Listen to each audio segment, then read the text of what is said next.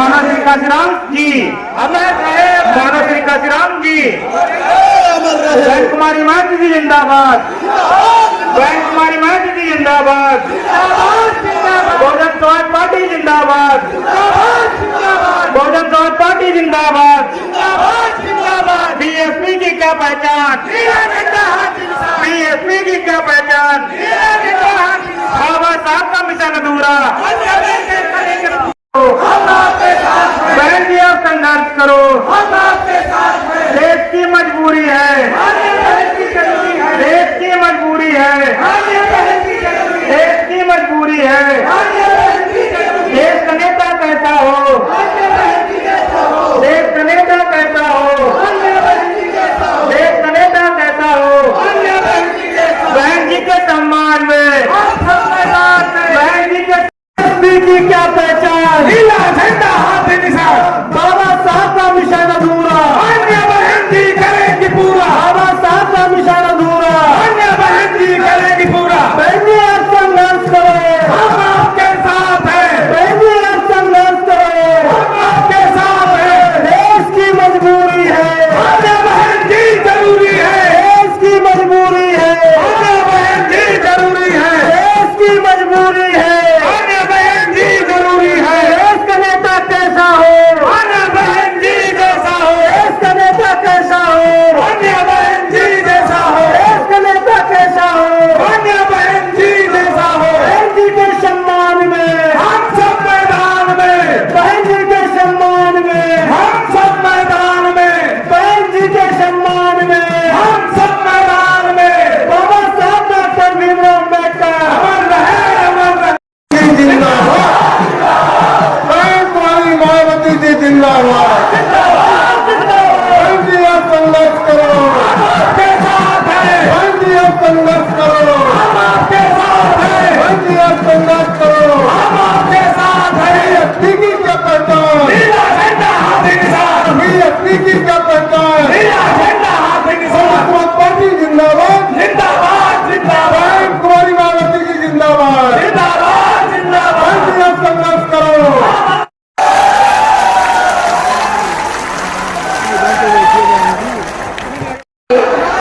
जन सामान्य इकट्ठा हुए, पार्टी के सभी छोटे बड़े पदाधिकारी एवं कार्यकर्ता गण, आज आप लोग देश में है, जहाँ आपके उत्तर प्रदेश स्टेट में भी लोकसभा के लिए हो रहे आम चुनाव में अपनी पार्टी के उम्मीदवारों के समर्थन में मुझे सुनने के लिए यहाँ इकट्ठा हुए हैं, तो उसके लिए मैं आप सभी लोगों का हार्दिक दिल से आभार प्रकट करती हूँ। वैसे आप लोगों को ये मालूम है कि हमारी पार्टी कांग्रेस, बीजेपी या अन्य किसी भी विरोधी पार्टी तथा गठबंधन राज्यों के साथ मिलकर नहीं, बल्कि अकेले ही अपनी पार्टी के बलबूते पर पूरी तैयारी व दमदारी के साथ ये चुनाव लड़ रही है। इसके साथ ही हमने टिकट बंटवारे के मामले में भी सर्व समाज के लोगों को उचित भागीदारी दी, जिनको कामयाब बनाने के लिए अपनी पार्टी के लोग पूरे जी जान से लगे हैं। हालांकि आज यहाँ आपके इकट्ठा हुई अपार भीड़ के जबरदस्त दोस्त को भी देखकर अब मुझे भी ये काफी हद तक यकीन हो गया है कि पिछली बार की तरह इस बार भी आप लोग अपने प्रदेश से जहाँ लोकसभा चुनाव में अपनी पार्टी का बेहतर रिजल्ट जरूर लाएंगे। और इसके लिए अब मैं आप लोगों का ध्यान कुछ जरूरी बातों की तरफ दिलाना चाहती हूँ। और इस संबंध में विशेषकर मैं कांग्रेस, बीजेपी व इसके अन्य सभी सहयोगी दलों के बारे में भी कहना चाहूँगी कि आज़ादी के बाद शुरू में केंद्र व देश के काफी राज्यों में भी ज्यादातर सत्ता यहाँ कांग्रेस पार्टी के ही हाथों में केंद्रित रही है, किंतु इनकी अधिकांश मामलों में रही गलत नीतियों एवं गलत कार्य प्रणाली आदि की वजह से ही फिर इस पार्टी को केंद्र में काफी राज्यों के लिए सत्ता से बाहर होना पड़ा है तथा यही स्थिति इनकी सहयोगी पार्टियों के लिए बनी रही है, जिसके कारण ही फिर पिछले कुछ वर्षों से बीजेपी व इनके सहयोगी दल केंद्र एवं काफी राज्यों की भी सत्ता में काबिज हो गए, लेकिन इनकी भी ज्यादातर रही जातिवादी, पूंजीवादी, संकीर्ण, सांप्रदायिक व द्वेषपूर्ण नीतियों एवं कार्य प्रणाली आदि से तथा इनकी कथनी व करनी में भी काफी अंतर होने की वजह से अब ऐसा लगता है कि इस बार ये पार्टी भी यानी कि भारतीय जनता पार्टी भी केंद्र की सत्ता में आसानी से वापस आने वाली नहीं है, बशर्ते यदि ये चुनाव इस बार फ्री एंड फेयर होता है तथा आम चर्चा के मुताबिक वोटिंग मशीनों में भी कोई गड़बड़ी आदि नहीं की जाती है। और वैसे भी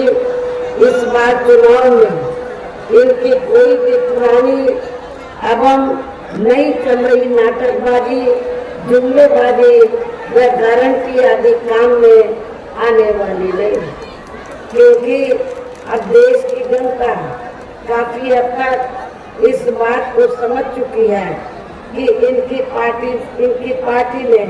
अब तक देश के विशेषकर गरीबों, कमजोर तबकों, मध्यम वर्गीय एवं अन्य मेहनतकश लोगों को जो इन्हें अच्छे दिन दिखाने के असंख्य प्रलोभन भरे वायदे किए हैं तथा अनेकों हवाई व कागजी गारंटी भी दी है, तो उनका जमीनी हकीकत में अभी तक इन्होंने लगभग 1/4 हिस्सा भी कार्य पूरा नहीं किया है, बल्कि इसके स्थान पर इनका ज्यादातर समय व ताकत भी या इनके अपने चहेते रहे बड़े बड़े पूंजीपतियों एवं धरना सेठों को ही ज्यादा से ज्यादा मालामाल व धनवान आदि बनाने में तथा इन्हें हर स्तर पर छूट देने में व बचाने में ही लगी रही है, जिनके अधिकांश आर्थिक सहयोग से ही ये पार्टी व अन्य पार्टियां भी अपना संगठन चलाती हैं तथा चुनाव आदि भी लड़ाती हैं, जिसका काफी कुछ खुलासा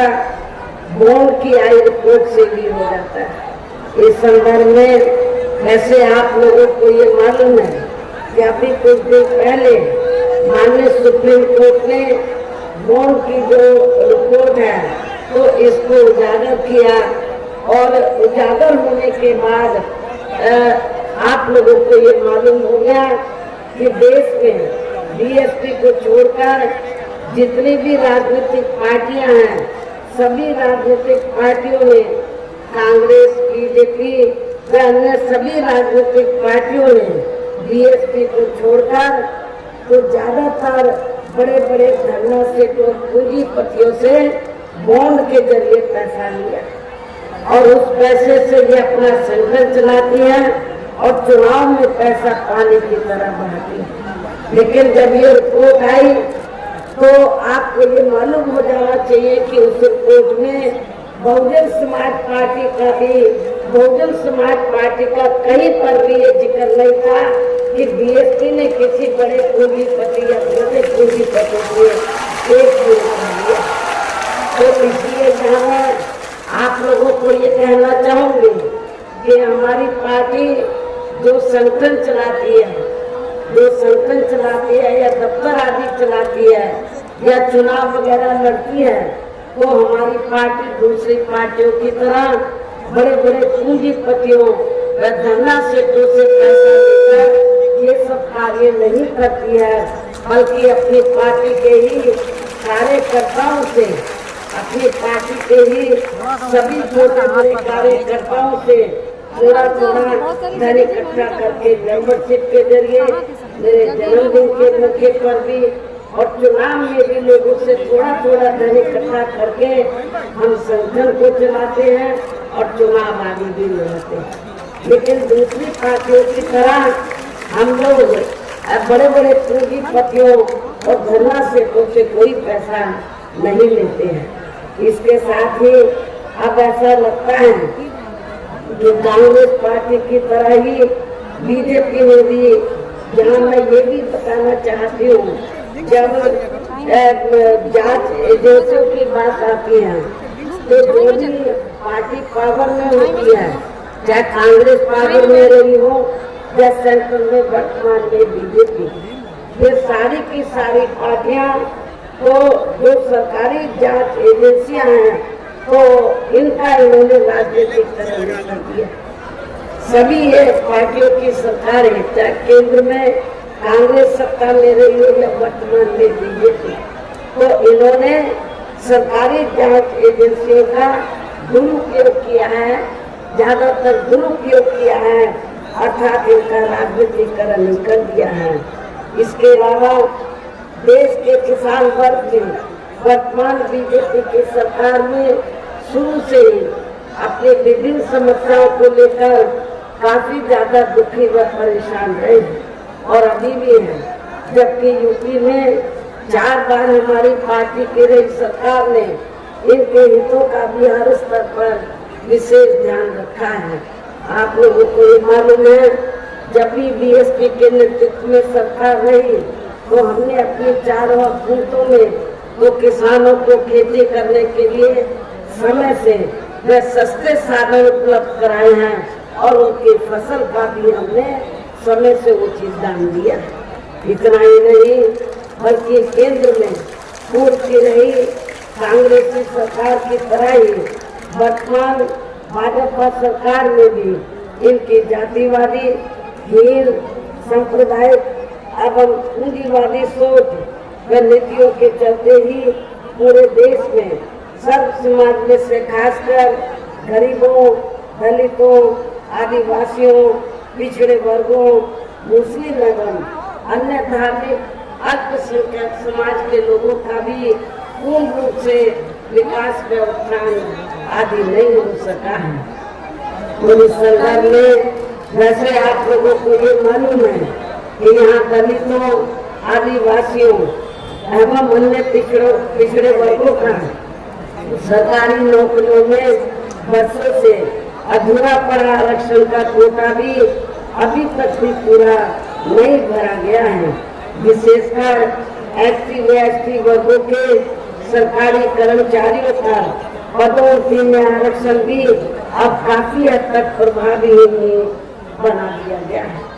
और आप लोगों को ये भी मालूम है कि जब यूपी में समाजवादी पार्टी की सरकार थी तो श्री अखिलेश यादव ने तो पूरे यूपी में एससी व एसटी वर्गों के सरकारी कर्मचारियों का पदोन्नति में आरक्षण ही बिल्कुल खत्म कर दिया। और जब इसको प्रभावशाली बनाने के लिए हमारी पार्टी पार्लियामेंट में संशोधन बिल लाई, उस समय कांग्रेस पावर में थी और बीजेपी अपोजिशन में थी। दोनों पार्टियां अंदर मिल गई, अंदर मिलकर तो सपा को आगे करके तो इन्होंने इस विधेयक को, संशोधन विधेयक को पास नहीं होने दिया। लेकिन आज जब चुनाव हो रहे हैं तो ये सभी पार्टियां, कांग्रेस, बीजेपी, अन्य सभी पार्टियां जो इनको आरक्षण देने की बात कर रही हैं, आरक्षण इनकी वजह से नहीं मिला है बल्कि परम पूज्य बाबा साहब डॉक्टर भीमराव अम्बेडकर की वजह से मिला है। लेकिन उन्होंने उस आरक्षण का पूरा लाभ इनको नहीं दिया। इसका पूरा लाभ उन्होंने नहीं दिया है। और आपको मैं ये बताना चाहती हूँ कि जब बाबा साहब डॉक्टर अम्बेडकर पहले लॉ मिनिस्टर बने तो बाबा साहब डॉक्टर अम्बेडकर ने, उस समय कांग्रेस पावर में थी, तो बाबा साहब डॉक्टर अम्बेडकर ने पंडित जवाहरलाल नेहरू एंड कंपनी के लोगों को ये कहा कि SC/ST का जो आरक्षण का कोटा है वो पूरा नहीं भरा जा रहा है, इसको भरा जाए। और जो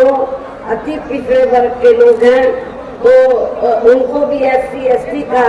आरक्षण देने के लिए कमीशन बैठाया जाए, लेकिन कांग्रेस इसके लिए तैयार नहीं है। और नतीजा क्या हुआ, फिर बाबा साहब डॉक्टर अम्बेडकर को तो लॉ मिनिस्ट्री से इस्तीफा देना पड़ा। और जब केंद्र में श्री VP सिंह के नेतृत्व में सरकार बनी और मंडल कमीशन की रिपोर्ट लागू की गई थी, तो उस समय अकेले कांग्रेस नहीं, BJP, इन सारी पार्टियों ने अति पिछड़े वर्ग के लोगों के लिए जब ये मंडल कमीशन की रिपोर्ट लागू की गई रिजर्वेशन देने के मामले में, तो उन्होंने इसका डटकर विरोध किया था। तो कहने का तात्पर्य यह है कि चाहे कांग्रेस है, BJP है या अन्य विरोधी पार्टियां हैं, इनकी मानसिकता इन वर्गों के प्रति जो जातिवादी मानसिकता वो बदली नहीं है। लेकिन चुनाव में इतनी बड़ी बड़ी बातें ये लोग करते हैं, जैसे ये बड़े हितैषी रहे हैं, ये हिमायती रहे हैं, लेकिन जब ये पावर में रहते हैं तो ये उल्टा काम करते हैं। ये उल्टा काम करते हैं, उसका फायदा पूरा नहीं देते हैं। साथ ही केंद्र व राज्यों में भी विरोधी पार्टियों की रही सरकारों में इन सभी वर्गों को प्राइवेट सेक्टर में आरक्षण दिए जाने की व्यवस्था किए बिना ही इनकी सरकारों के ज्यादातर सरकारी कार्य अब प्राइवेट सेक्टर के जरिए ही इनके बड़े बड़े पूंजीपतियों या धन्ना सेतु आदि को ही दिए जाने के कारण अब इनको पूरे देश में आरक्षण का बहुत कम ही लाभ मिल पा रहा है।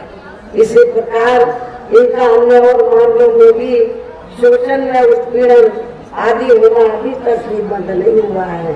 इनके साथ साथ मुस्लिम व अन्य धार्मिक अल्पसंख्यक समाज के लोगों की भी हालत हर स्तर पर यह काफी ज्यादा खराब व दयनीय बनी हुई है, जिसका काफी कुछ खुलासा सच्चर कमेटी की रिपोर्ट में भी किया गया है। इतना ही नहीं बल्कि पिछले कुछ वर्षों से केंद्र एवं अधिकांश राज्यों में भी BJP व RSS के सरकारों के चलते हुए अब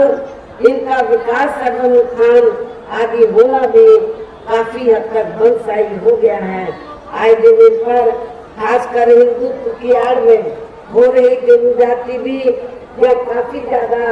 चरम सीमा पर पहुंच चुकी है। इनके साथ साथ अपर कास्ट समाज में से विशेषकर गरीब लोगों की भी हालत हमें कोई खास अच्छी नजर नहीं आती है। इनकी गलत कृषि नीतियों के कारण किसान वर्ग भी आए दिन आंदोलित ही रहता है। साथ ही इनके गलत आर्थिक नीतियों की वजह से देश की अर्थव्यवस्था पर भी इसका काफी बुरा प्रभाव पड़ा है, जिससे यहाँ विशेषकर छोटे एवं मध्यम वर्गीय व्यापारी वर्ग भी काफी ज्यादा दुखी व परेशान है। और अब केंद्र में पूर्व की रही सरकारों की तरह ही वर्तमान भाजपा सरकार ने भी यहाँ पूरे देश में गरीबी, बेरोजगारी एवं महंगाई आदि भी लगातार काफी ज्यादा बढ़ रही है। देश में हर स्तर पर फैला भ्रष्टाचार भी अभी तक खत्म नहीं हुआ है। ऐसे में अब आप लोगों को देश में हो रहे लोकसभा चुनाव में कांग्रेस, BJP व इनकी सहयोगी पार्टियों को भी केंद्र की सत्ता में आने से जरूर रोकना है। जिनकी गलत नीतियों व गलत कार्य प्रणाली को आप लोग काफी हद तक आजमा भी चुके हैं। ऐसी स्थिति में अब ये विरोधी पार्टियां इस चुनाव में भी किस्म किस्म के साम, दाम, दंड भेद आदि अनेकों हथकंडे इस्तेमाल करके केंद्र की सत्ता में आने की पूरी कोशिश में लगी है, जिनसे अपनी पार्टी के लोगों को हर स्तर पर काफी ज्यादा सावधान रहना है। और इस मामले में विरोधी पार्टियां अपने अपने पक्ष में हवा बनाने के लिए खासकर मीडिया, ओपिनियन पोल या सर्वे आदि का जो बड़े पैमाने पर इस्तेमाल कर रही हैं, तो उनसे भी अपनी पार्टी के लोगों को बिल्कुल भी गुमराह नहीं होना है। इसके साथ ही विरोधी पार्टियों के विभिन्न रूपों में जारी किए गए इनके हवाई व प्रलोभन भरे चुनावी घोषणा पत्रों एवं वायदों आदि के बहकावे में भी अपनी पार्टी के लोगों को कतई भी नहीं आना है, जिन्हें ये पार्टियां चुनाव खत्म होने के बाद ज्यादातर अमल में नहीं लाती हैं और अब जिन पर से देश की जनता का अधिकांश विश्वास ही उठ गया है। यही खास वजह है कि हमारी पार्टी किसी भी चुनाव में अपनी पार्टी का कोई भी चुनावी घोषणा पत्र आदि जारी नहीं करती है। वैसे भी हमारी पार्टी किसी भी मामले में कहने में बहुत कम बल्कि कार्य करके दिखाने में ही ज्यादा विश्वास रखती है। और इस बात का सबसे बड़ा सबूत यह है कि उत्तर प्रदेश में 4 बार हमारी पार्टी के नेतृत्व में रही सरकार ने चुनाव में अपनी पार्टी के बिना कोई जारी किए गए चुनावी घोषणा पत्र के ही प्रदेश व आम जनहित में काफी कुछ ऐतिहासिक कार्य करके दिखाए हैं, जिनके अब देश में अधिकांश पार्टियों की सरकारें काफी नकल भी कर रही हैं। जबकि इस मामले में हमारी पार्टी का ये कहना है कि यदि इन पार्टियों के स्थान पर केंद्र में हमें अपनी पार्टी के सरकार बनाने का मौका मिलता है, तो तब फिर हमारी पार्टी की बनी सरकार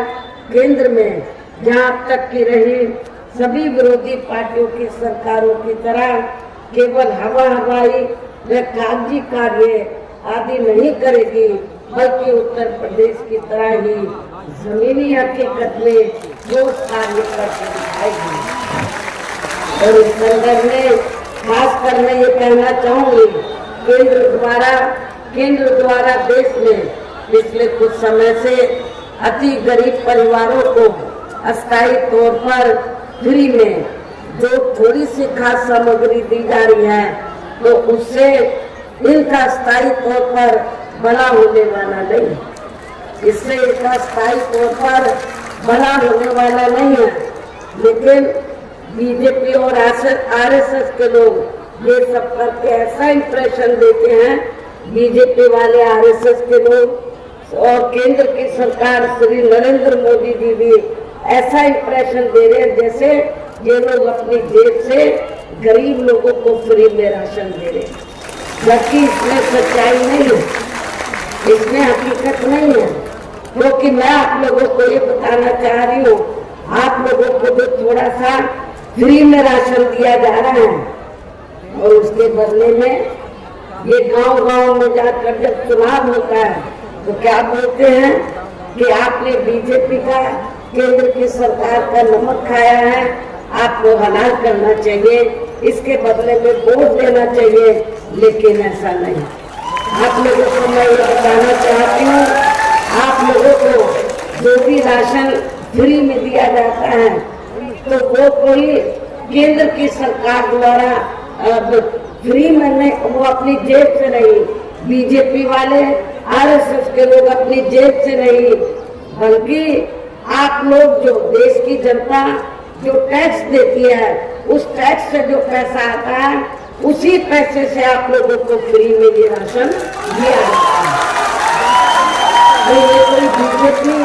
और आरएसएस की मेहरबानी नहीं है। तो आपने अपना नमक खाया है, बीजेपी और आरएसएस का नमक नहीं खाया है। इसलिए आप लोगों को इनके बहकावे में नहीं आना है, बल्कि अपना एक वोट आप लोगों को इनके अपनी पार्टी को भी देना है। और वैसे भी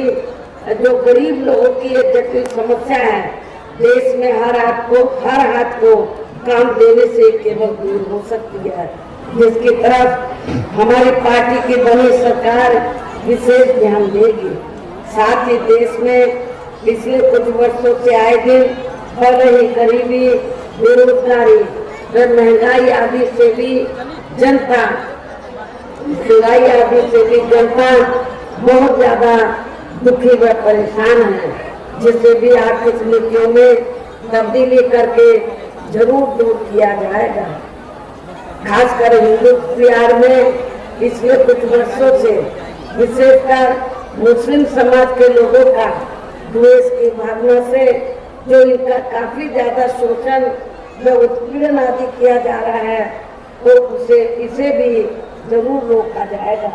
और ये सब हमने अपनी यूपी की रही सरकार में करके भी दिखाया है। हमारे यूपी के लोगों को मालूम है, लखनऊ के लोग भी अच्छी प्रकार से जानते हैं कि जब जब उत्तर प्रदेश में बीएसपी के नेतृत्व में सरकार रही है, तो मेरी चारों हुकूमतों में कोई भी हमने हिंदू मुस्लिम दंगा फसाद नहीं होने दिया है। इसके अलावा हमने यूपी में सब समाज में से गरीब एवं बेरोजगार लोगों को बेरोजगारी भत्ता आदि न देकर उन्हें बड़ी तादाद में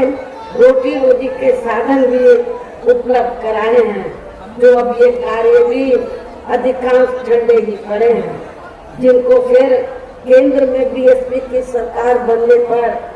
प्राथमिकता दी जाएगी। कहने का तात्पर्य यह है कि देश में इस समय हो रहे लोकसभा चुनाव में विरोधी पार्टियों के जारी किए गए इनके हवाई व प्रलोभन भरे चुनावी घोषणा पत्रों आदि के बहकावे में अब यह खासकर देश के अति गरीबों, मजदूरों और बेरोजगारों एवं अन्य मेहनतकश लोगों को बिल्कुल भी नहीं आना है। और अब इन्हें ऐसी सभी विरोधी पार्टियों को हर हालत में केंद्र की सत्ता में आने से जरूर रोकना है, क्योंकि कथनी व करनी में काफी अंतर रहा है तथा जिन्हें ये लोग वर्षों से आजमा भी चुके हैं। ऐसे में अब मेरा यही कहना है कि आप लोगों को अपने खुद के व अपने प्रदेश एवं देश के भी हित में अपने वोटों को या कांग्रेस, बीजेपी व अन्य विरोधी पार्टियों को न देकर केवल अपनी एकमात्र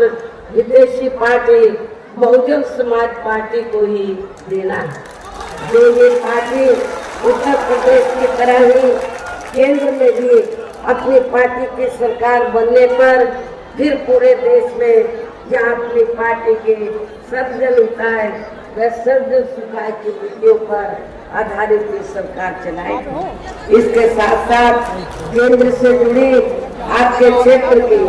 जो भी स्थानीय समस्याएं होंगी, तो उन्हें भी फिर दूर करने का हर संभव पूरा प्रयास किया जाएगा। जैसे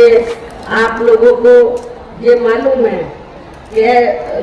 खास तौर से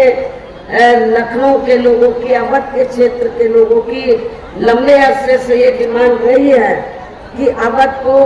अलग से स्टेट बनाया जाए। जब केंद्र में हमारी पार्टी पावर में आएगी तो अवध क्षेत्र को अलग से स्टेट बनाया जाएगा,